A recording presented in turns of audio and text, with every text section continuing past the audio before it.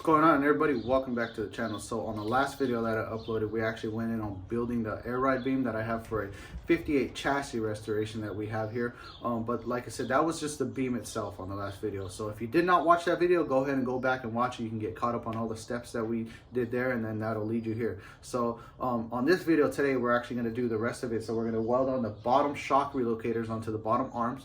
I'm going to cut down the through rod so I can assemble the beam itself. Make sure everything's functioning properly. If it's functioning properly, I'm going to pull it apart, send it off to powder coat, and then bring it back here, put it to the side so I can finish the rest of this chassis build.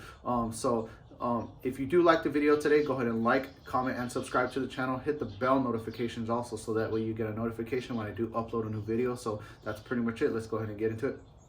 All right, so like I said on the last video, I actually need my other bottom shock relocator. So I'm actually on my way to the shop right now. It's about a 40-minute drive that I got to make to go up there to get it. But I'm on my way there right now. I'm gonna pick up the shock relocator, and then we can go ahead and come back down and finish up the rest of this beam.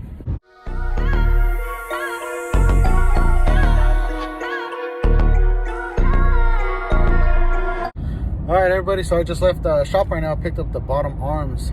So I'm heading back down the hill right now. It'll take me another 40 minutes to get back down. Get back to the house, put these bottom shock relocators on the arms, and then go on to the next step. All right, so I'm back at the house. Went up the hill, picked up the new shock relocators to weld onto the bottom arms. So they pretty much go on pretty easily. So all you do here is you just they have the cutouts right there. You slide it over here. Got to tap it a little bit to get it into place. There you go. That's pretty much how it sits right there. So what I'd like to do is I got a small screwdriver right here. I'll scribe onto the arm itself. That way when I could take this back off and clean up the metal where it's going to be welding. So what I do is, like I said, I'll scribe it, take it off, clean it up, put it back on, and then get it ready for welding. So I'm going to get both of these scribed, take them off, and then get them ready for cleaning.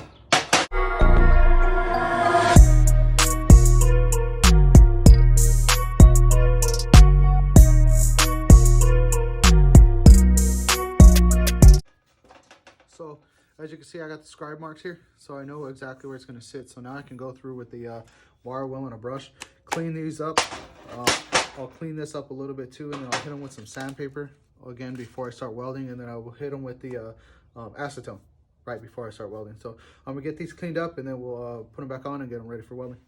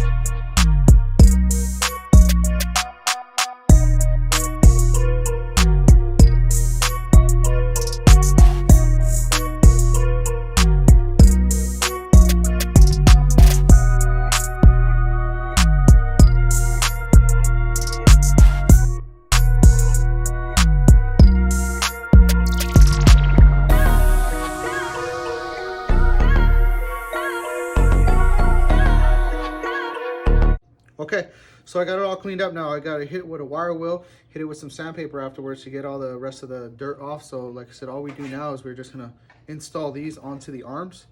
So there is a left and a right. So just so you know, there's a left and a right shock relocator. This one right here, hit a little tap on it. That's it. So like I said, easy to install. they sit like that. So all this is doing is moving our shock back. So like I said, this is a factory location. We're gonna actually move it to this outside one. You can choose in between here, and then this actually adjusts your height of your AIRRIDE slam. So this, as you can see, this kind of curves up a tiny bit right there. So that gives you, if you don't want it as low, you can move it up. You can move it up, or what you can do is you can actually take the arm, flip it onto the opposite side of the beam, and it gives you a higher max out.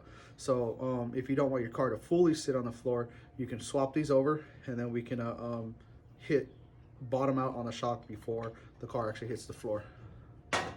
So I'm gonna set up my welder now, get these tacked into place, clean them up, and then we'll fully weld them from there. So you want to make sure it's far over as possible. That way it's has a good penetration sitting in where it's supposed to be. So what I'm gonna do first, I'm gonna throw a tack on here just so it doesn't move, and then continue on along the way, tacking it in place so it doesn't move, and then I'll do the other one, and then I'll weld them up fully at one time. All right, so that's one of them. Put it to the side. It's already solid, not gonna go nowhere. Tack this one in place, and then I'll fully weld this one up right now.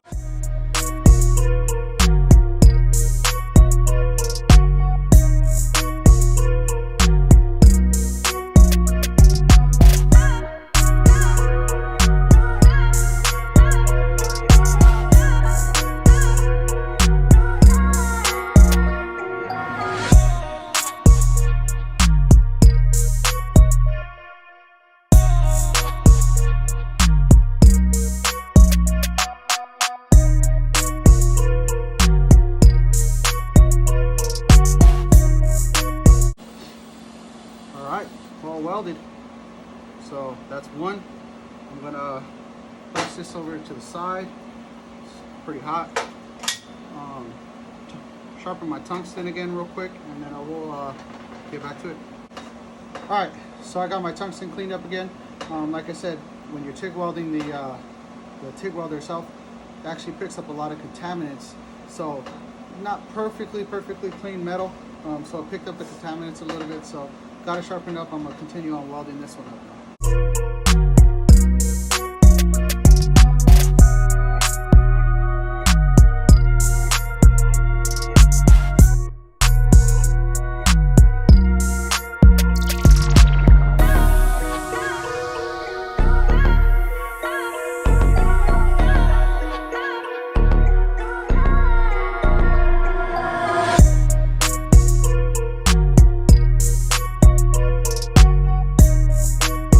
Alright, cool. So now I got them all welded together. Both of them are all done. So now we can cut the rest of this part off right here. But we can pretty much, for the most part, put it together on the beam so we can go from there. Alright, so now that the beam is all done, I got the bottom arms all welded up. So the next step is cutting down the through rods to fit in there to hold the two arms onto the beam. Now, for the sake of time, I actually did the bottom two off camera real quick. But I will go over the top just to kind of show you guys how it's done, so you guys can do top and bottom the same way. Put this to the side. That's all done. But basically, for the most part, it's pretty simple. So we do have a top arms right here on the top of the beam. So on one side of this, I had already done it. This is our material that we use. It's just 3/4 square solid stock. Okay, so I took a grinder and I just ground down one side a little bit. That way it fits into the arm properly. Okay, so you're gonna have to do that so it'll fit into the arm perfectly. See, no wiggle, nothing like that. So I did drill one side out so we can have a area for a set screw to sit in. So I did do that already also. So like I said, just set that in there. Okay, so the other side. So this is basically what you're gonna do on all four. Okay, so what I'm gonna do is I'm gonna take a grinder, I'm gonna grind this down, all four sides. That way it fits into the arm, okay? Once it fits into the arm, I'm going to put it into the beam, suck it in as tight as we can get it, and then I will put a set screw in there, a grub screw, okay? Tighten it as much as I can by, without the hole in it yet. Okay, so I'm gonna tighten it as much as I can. It's actually going to leave an imprint on the material. Okay, so once it leaves an imprint on the material, we can pull it all apart and we can actually make our dimple inside of the material itself to hold the arms on. So let's go ahead and get started with that. First, like I said, I'm gonna grind this down a little bit just to fit into the arm, and then like I said, we can put it into the beam and go from there.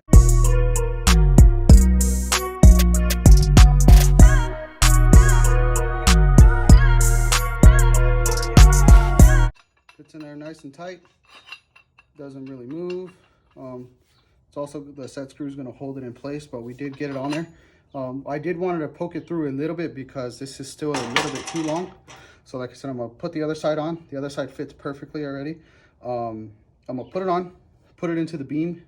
We'll, you know, snug it up as tight as we can possibly get it. And then we will make the dimple so we can make the, we will tighten this so we can make the mark to make the dimple, and then we'll cut off the excess. So let me go ahead and do that. This side, like I said, is already done, so I will assemble this side, slide it into the beam, and then we'll go from there.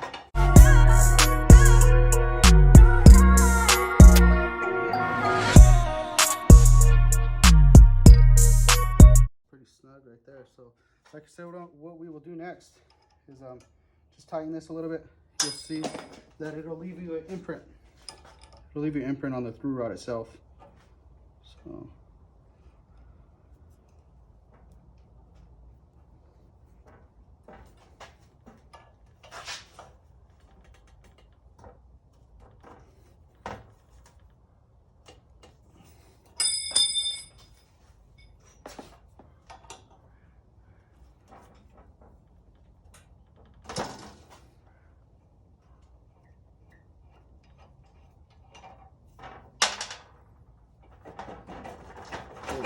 off. There's our imprint right there. Let me show you if you can see it.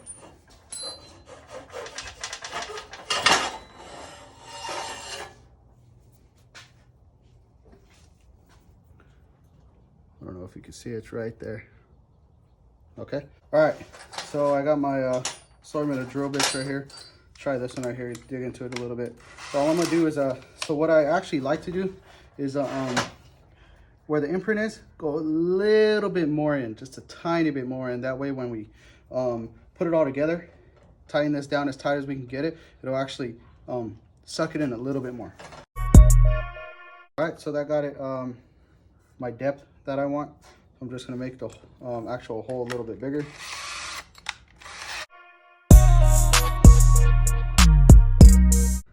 There it is. So the it's in there. Like I said, we can put the grub screw on, tighten it down on the beam, make sure it's all nice and tight, and then we will cut off the excess hanging out the outside of the arm, and then put it all together. So let me get this thing all on the beam, top and bottom. We'll mark off the excess, and then we'll cut it off from there. All right, so I got it all assembled now. It's pretty much done from this point. Got a couple more steps to go. But for the most part, this should be pretty much it. So I'm just gonna get a screwdriver or a scribe or whatever you have, scribe the excess off of here. That way I can get a mark where I'm gonna cut off the excess of the through rod. And then that should be it, pretty much. The very last step that I'm gonna do on this thing, which I can't do today, but I'll kind of go over it with you guys. That way you guys know exactly what to do. We have to put grease fittings, so we can grease the beam while it's together. You can grease it while you're putting it together also, but if you needed to add grease to it, you want to be able to do it without taking the beam apart. So we have to go get some of these grease fittings here. I don't have any right now. I'm gonna go to AutoZone, get some. So basically all you do is you need the grease fittings, you need the same size tap of the grease fitting you're gonna use, and then a drill bit that's pretty much the same size. So you just drill the holes, top and bottom for you. I like to do them on the back side, so the tip of these right here don't build up any dirt on them, and then, you know, they get all nasty. So I like to put them on the back side of the beam. So like I said, what I'm gonna do is we'll drill the holes, 4 holes. We'll do the tap the threads into it, and then these basically just screw in. So that's pretty much it for this beam build. So like I said, I pretty much went from start to finish with you guys. So like I said, if you did want to do an adjustable static beam, you would just welding the adjusters right here. That's pretty much it. So what I like to do is I like to get the teeth style adjusters. You will put the piece that actually welds on here onto the tubes, top and bottom, and then I like to scribe out the hole that you have to cut into the beam for the adjuster to move up and down. So I will put those in, correct? I'll scribe them out, take them off, cut the hole out, okay? Cut the hole out, and then what I will do is once I cut the hole out, I'll put the piece that welds back on it. I'll slide the adjuster center block inside, okay? I'll slide it inside.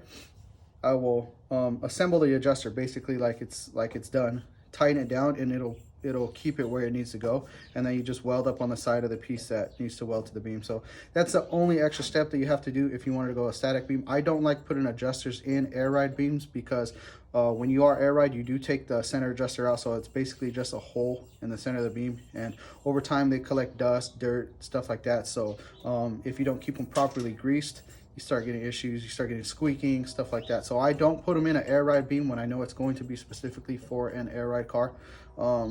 Now, if it was a static beam and they wanted to later go AIRRIDE, they can just take the adjuster out. Like I said, I don't like to do it from the start when I do a AIRRIDE specific beam. Okay, so that is pretty much it. Pretty much it for this. If you guys do have any questions, let me know. But like I said, this is going to be it for this beam build.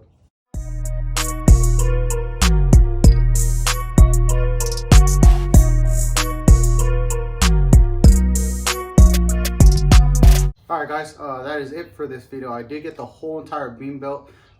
Everything's all done. I'm going to add the Zerk fittings at a later date, right before I send it off to powder coat. It doesn't matter when I do it, but it will get done before I send it off to powder coat. I'm going to move on from that now and go on to the pan. So the pan is next. I'm going to be uploading videos on that soon.